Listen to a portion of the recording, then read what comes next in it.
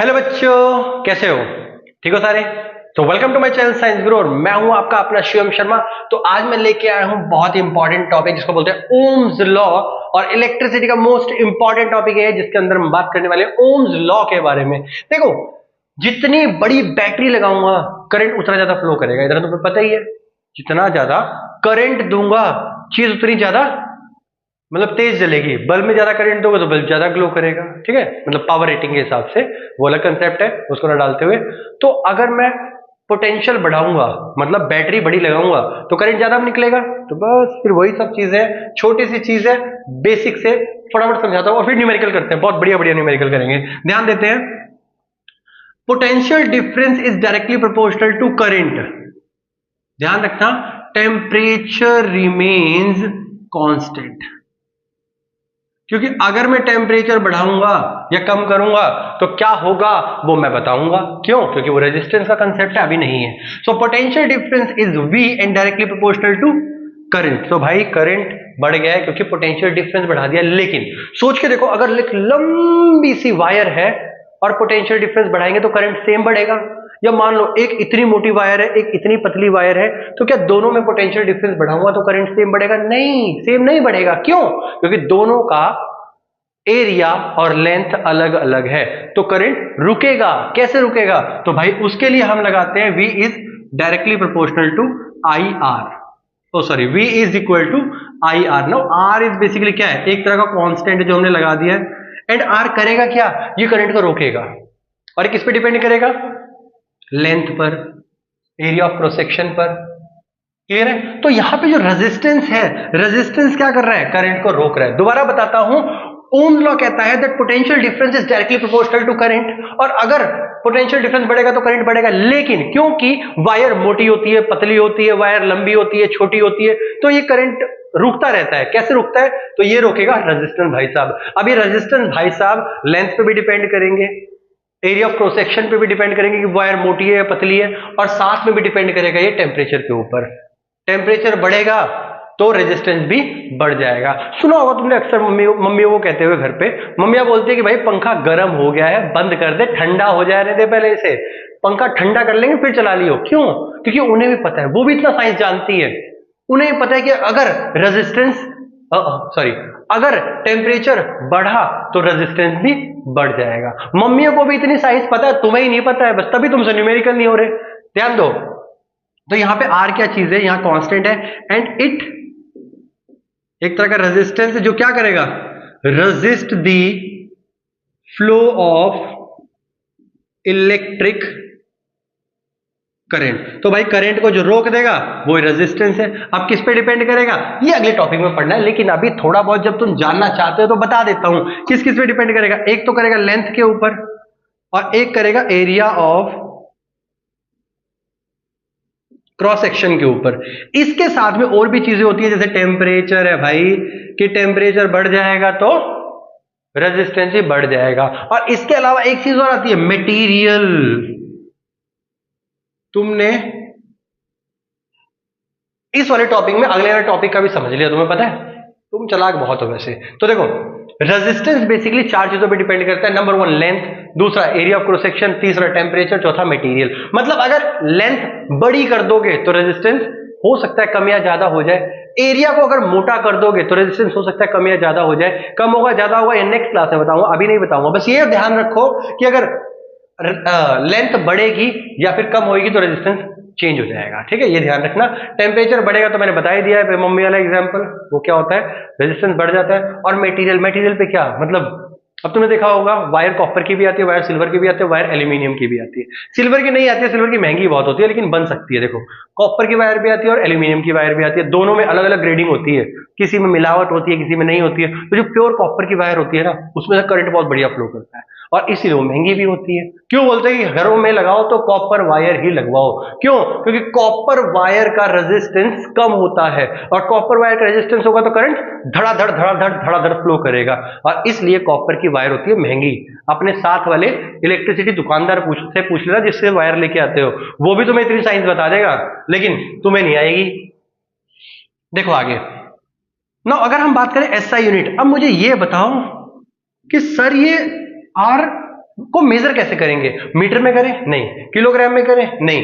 Second में कर दें? नहीं भाई, इसके लिए अलग यूनिट है, इसके लिए पढ़ते हैं ओम, ऐसे रिप्रेजेंट करते हैं इसको। ओम ने बनाया था, बहुत बढ़िया सिंबल है, ठीक है, ऐसा बनाना सीख लो, बहुत जगह बनाओगे न्यूमेरिकल में, जहां जहां न्यूमेरिकल करोगे, जहां जहां रेजिस्टेंस निकालोगे, वहां वहां ये सिंबल बनाना पड़ेगा, तो सीख लेना बनाना। अब हम बात करेंगे, देखो सिंपल सी बात है, ये फॉर्मूला आया तो इससे एक फॉर्मूला हमारे पास R is inversely proportional to I हो सकता है, या फिर चलो फॉर्मूला लेते हैं, छोड़ो अभी ये वाला केस, ये मान लो कि V अपॉन R हो सकता है। क्यों? R यहीं पे रहा, I यहाँ पे मल्टीप्लाई में या डिवाइड में चला जाएगा, 8th क्लास से पढ़ते आ रहे हो, तो यहां से साफ पता लग रहा है that R is inversely proportional to current. इसको समझने वाली बात है, क्यों? रेजिस्टेंस बढ़ेगा तो करंट कम हो जाएगा, करंट बढ़ेगा तो रेजिस्टेंस कम हो जाएगा। ये क्या बोल दिए? तो सेम चीज बोल दी सर आपने। चलो दोबारा देखो, रेजिस्टेंस बढ़ेगा तो करंट कम हो जाएगा, रेजिस्टेंस कम होगा तो करंट बढ़ जाएगा। कैसे? देखो हमारे पास एक रेगुलेटर होता है, देखो करंट और रेजिस्टेंस का कंसेप्ट समझने के लिए सबसे बढ़िया चीज जो है ना, वो हमारे घरों में होती है रेगुलेटर। यहाँ पे 0 नंबर होता है, यहाँ पे 1 होता है, यहाँ पे 2 होता है, यहाँ पे 3 होता है, यहाँ पे 4 होता है, 5 में नहीं लगा रहा। मेरा पंखा 4 पे मैक्सिमम चलता है। अब क्या होगा? ध्यान देना बेटा, इसमें बिल्कुल बढ़िया कंसेप्ट, एकदम समझने वाली बात है, ध्यान देना। इस पॉइंट पर पंखा रुका हुआ है, मतलब जो R है वो मैक्सिमम है, रेजिस्टेंस मैक्सिमम है। रेजिस्टेंस बहुत ज्यादा होगा तो I की वैल्यू बहुत कम होगी या ना के बराबर होगी। क्यों? क्योंकि V के इक्वल तो R नहीं कर दिया, I कम होगा। फिर दोबारा आ जाओ यहाँ पे, अब जैसे जैसे 1 नंबर पे चलाया हमने पंखा, 1 नंबर पे पंखा चलाएंगे तो रेजिस्टेंस थोड़ा सा कम होगा। जब रेजिस्टेंस कम होगा तो बोलेगा करंट भाई तो थोड़ा सा बढ़ ले आगे, तो करंट थोड़ा सा बढ़ जाएगा आगे। 2 नंबर पे गया तो 2 नंबर पे जाने के बाद रेजिस्टेंस और कम हो जाएगा, वो कहेगा चलो करंट थोड़ा और बढ़ लो आगे। 3 नंबर पे गया तो रेजिस्टेंस के पसीने छूटने लग जाएंगे, रेजिस्टेंस और कम हो जाएगा। क्यों? क्योंकि अब फैन की स्पीड तेज हो गई है। क्यों? क्योंकि करंट ज्यादा हो गया है। और 4 नंबर पे तो भाई रेजिस्टेंस समझो सो गया है, तो रेजिस्टेंस सो गया है यहां पर और करंट की वैल्यू बढ़ गई है, जिसकी वजह से हमारा पंखा फुल स्पीड में चलता है। इससे अच्छा एग्जाम्पल तुम्हें कोई नहीं मिलेगा अपने रूम के अंदर, जहां बैठे हो सामने देखो रेगुलेटर लगा होगा, काट दो इसको, यहां पे आ जाओ वापस। अब देखो ओम्स लॉ तो इतना सा था, इसके अलावा ओम्स लॉ में एज इट इज कुछ नहीं है। एक तुम्हारे पास VI ग्राफ आता है, ध्यान देना VI ग्राफ। अब VI ग्राफ को समझने के लिए हमें सर्किट बनाना पड़ेगा। देखो भाई सर्किट बहुत जरूरी है। देखो ओम्स लॉ का सर्किट कहता है कि मैंने यहां पर बैटरी लगाई, नेगेटिव पॉजिटिव, और साथ में यहां पे मैंने की लगा दी। की क्या होती है? स्विच, याद है ना? करंट को टक टक टक टक टक टक, पंखे को बंद करना हो टक कर दो, ऑन करना हो तो नीचे हो टक कर दो, वही वाला की होती है ये। और ये मैंने लगा रखा है सेल, अब सेल मान लो बैटरी मान लो, तुम्हारी मर्जी है, मैंने तो सेल लगाया। देखो भाई यहाँ पे, अब यहां पर मैंने एक बल्ब लगा दिया है, काट दो यहाँ पे, और यहाँ एक बल्ब लगा दिया, बहुत प्यारा बल्ब है, ठीक है, ग्लो बढ़िया करेगा। अब यहां से ऑफ कर देते, नहीं तो सर का करंट लग जाएगा, मेरे करंट लग जाएगा, दिक्कत हो जाएगी क्योंकि बैटरी लगी हुई है। अब मैंने यहाँ क्या किया? यहां मैंने एक डिवाइस लगा दी जिसको बोला जाता है रियोस्टैट। अब ये रियोस्टैट क्या चीज है, क्या बला है, ध्यान देते हैं। इसको समझने के लिए रेजिस्टेंस को समझना जरूरी है, और रेजिस्टेंस मैं बता चुका हूं, तो बस फिर ये भी समझ आ जाएगा। तो यहां पे छोटा सा डब्बा बना के रियोस्टैट बता देता हूं। देखो रियोस्टैट होता है वेरिएबल रेजिस्टेंस।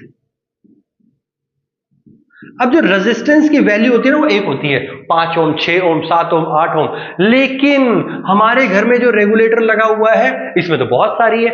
0 पे अलग रेजिस्टेंस होता है, 1 पे अलग रेजिस्टेंस होता है, 2 पे अलग होता है, 3 पे अलग होता है, 4 पे अलग होता है। तो भाई घर में जो रेगुलेटर लगा है वो एक तरह का रियोस्टैट ही तो है। तो ये हमारे पास क्या है? एक रियोस्टैट। अब ध्यान देंगे, करंट ऐसे फ्लो होगा।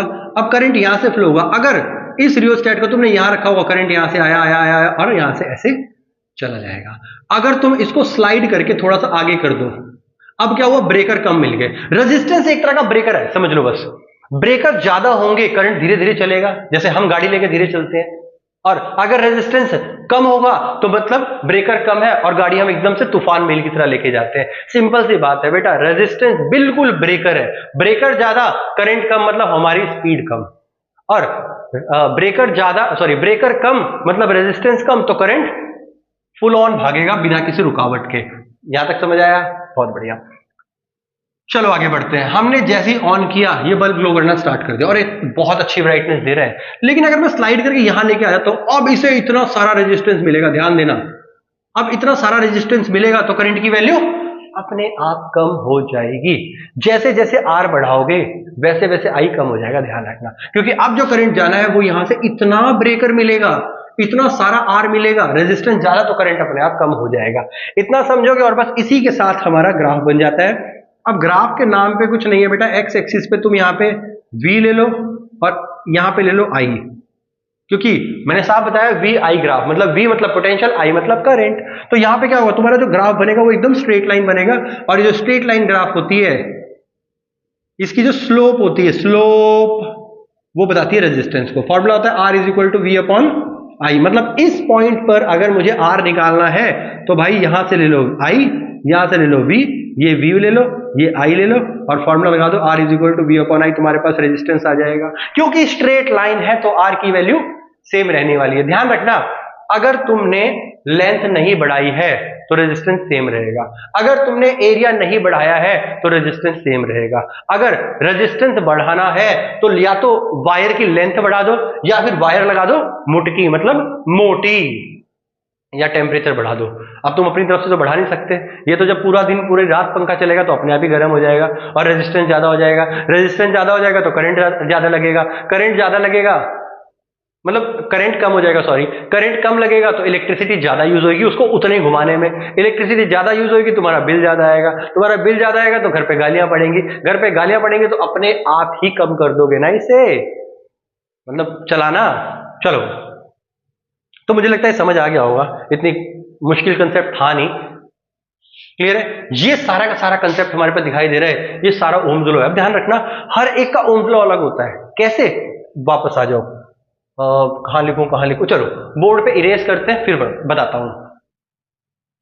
ओके, दो क्वेश्चन है हमारे पास, दोनों के दोनों एनसीईआरटी के हैं और दोनों के दोनों ओम्स लॉ के हैं। ध्यान दो, how much current will electric bulb draw. Question से पहले कुछ बताना चाहूंगा, तुम भी मुझे लगता है सुनना चाहोगे। हमारे पास दो चीजें होती हैं, एक होती है कंडक्टर, एक होती है इंसुलेटर।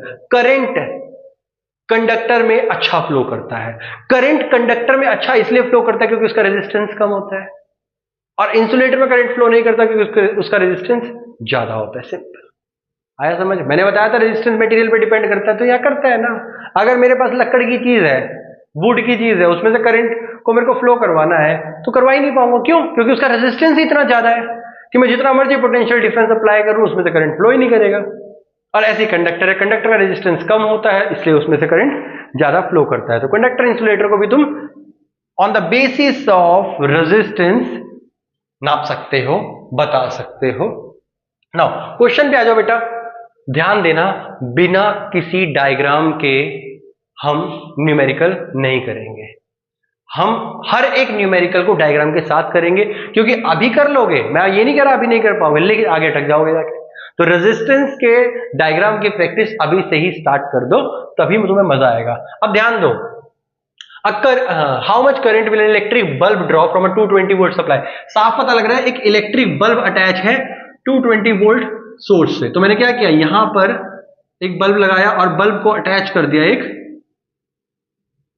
सोर्स से, क्या है 220 वोल्ट। क्लियर है। Now if the resistance of the bulb, जो बल्ब का रेजिस्टेंस है वो है हमारे पास 1200 ओम, यही दे रखा है। अब क्या करना है, वो कह रहा है बताओ इसमें से करंट कितना है। तो सिंपल, इस सर्किट में ओम्स लॉ लगा दो, V is equal to I R होता है, V होता है 220 एंड I निकालना है रेजिस्टेंस से 1200।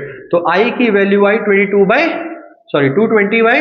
1200, एक जीरो से एक जीरो गई और यहां पे कटेगा तो 2 11 and 2 60 120। So I is equal to 11/60 और ये आ गया एम्पियर। खत्म, इतना सा काम था। ओम्स लॉ के न्यूमेरिकल मैंने बताया ना, मुश्किल नहीं है, बहुत इजी है। बट हाँ, आगे जब चलोगे ना, जब रेजिस्टेंस वाला पार्ट आएगा, पैरेलल, सीरीज, वहां पे थोड़े से टिपिकल हो जाएंगे, क्योंकि वहां पे क्या होगा, ओम्स लॉ भी लगेगा और साथ में ग्रुपिंग ऑफ रेजिस्टेंस भी लगेगी, तो इसलिए ध्यान देना होगा हमें। नेक्स्ट क्या है हमारे पास, देखो, how much current will electric heater coil. अब उन्होंने क्या कहा, भाई एक कॉइल लगा दी हीटर की, तो मैं यहाँ पे एक हीटर तो नहीं बना पा रहा हूं, लेकिन मैं कॉइल लगा देता हूं और साथ में इसे अटैच कर देता हूं, किससे, 220 वोल्ट सोर्स। तो मैंने यहां पे हटाया और यहां पर लगा देता हूं 220 वोल्ट सोर्स। अगेन इसका आर दे रखा है हमें 100 ओम। ध्यान रखना बेटा, ये जो यूनिट होते हैं ना, यूनिट हमें बता देंगे कि कौन सी क्वांटिटी गिवन है। अगर V में गिवन है तो पोटेंशियल डिफरेंस दिया होगा, अगर I में गिवन है तो वो करंट दिया होगा, अगर ओम में गिवन है तो वो रेजिस्टेंस दिया होगा। सो क्या आएगा सेकंड बी पार्ट में, V is equal to I are.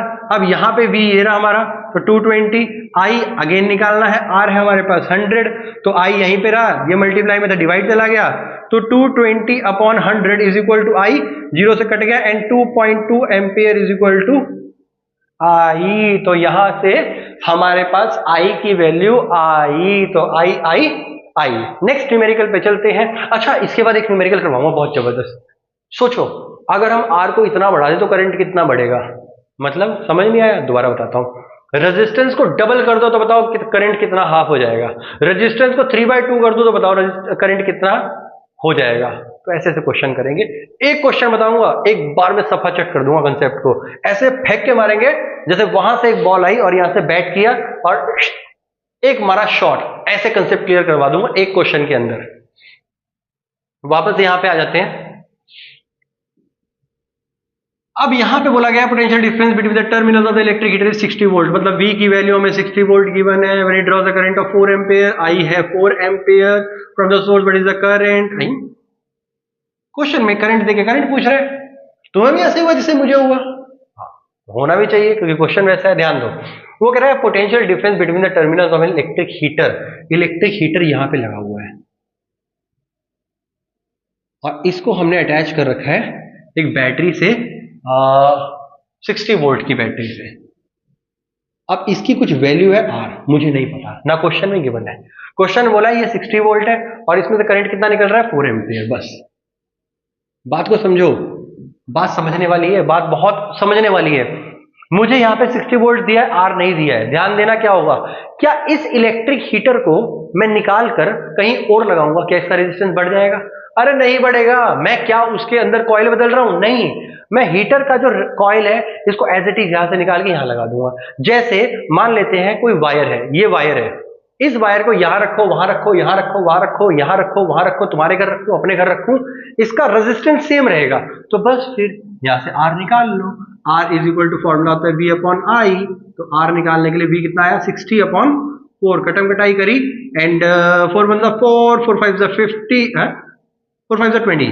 तो R इज इक्वल टू हमारे पास आया 15 ओम। क्या यही आएगा? नहीं आएगा तो ठीक कर लेना। नेक्स्ट देखो क्वेश्चन में क्या बोल रहा है, वो कह रहा है what current will the heater draw. अब फिर हीटर पे आ गए, अभी तो हीटर से हटे थे फिर हीटर पे आ गए। अब वो कह रहा है कि ये हीटर कितना करंट निकालेगा अगर इसको मैं 120 पे लगा दूं तो दोबारा देखो यहाँ पे, ये हमारे पास एक हीटर की कॉइल है।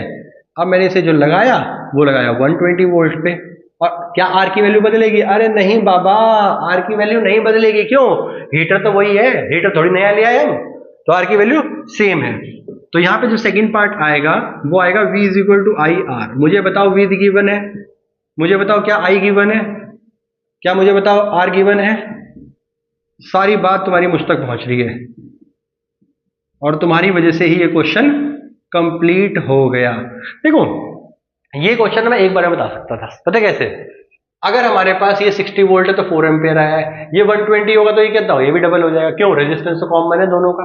तो ये क्या है, यहाँ पे 60 था तो यहाँ 4 था, अब यहाँ पे 120 है तो यहाँ 8 आ गया।